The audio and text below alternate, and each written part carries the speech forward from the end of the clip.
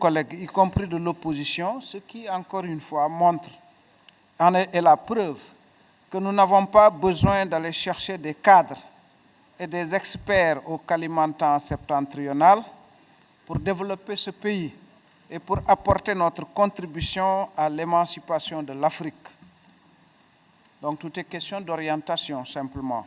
Monsieur le Président, si le gouvernement se félicite, comme le dit le rapport, de la qualité de la signature du Sénégal sur le marché financier international, si le gouvernement se félicite de l'opération de rebond de 508 milliards de francs CFA, c'est parce que notre pays renvoie l'image d'un pays de paix et de stabilité, d'un pays de liberté et de démocratie. S'il en est ainsi, on ne le dit pas souvent, c'est aussi parce que l'opposition sénégalaise ne s'est jamais inscrite dans une entreprise de déstabilisation. C'est une opposition qui, même si elle est ferme sur ses positions de principe, demeure une opposition attachée à la paix, à la stabilité et à la République. Toutefois, Monsieur le Président,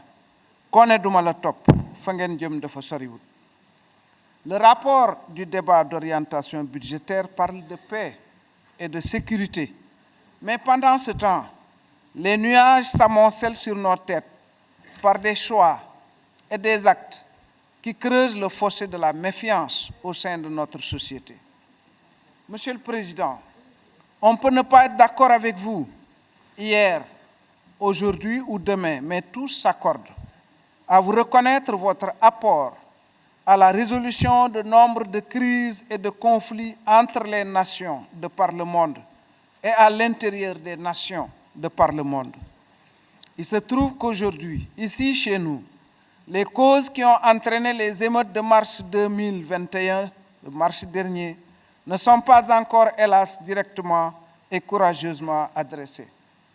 Je sais la contribution de taille que vous avez apportée au retour au calme, aux côtés des instances de légitimation de notre pays, notamment notre guide à tous, le Khalife général Serigne Mountakha Bachir Mbacké, Yal na fi yag te wér. Monsieur le Président, tel que je perçois les choses, il y a lieu pour vous de ne pas ranger votre bâton de pèlerin de la paix. Parlez avec qui de droit pendant qu'il est encore temps. Talleyrand disait à juste titre que quand c'est urgent, c'est déjà trop tard. L'urgence résulte de tous les retards accumulés ou des non-anticipations antérieures. Monsieur le Président, vous n'avez plus rien à prouver, ni ici, ni ailleurs.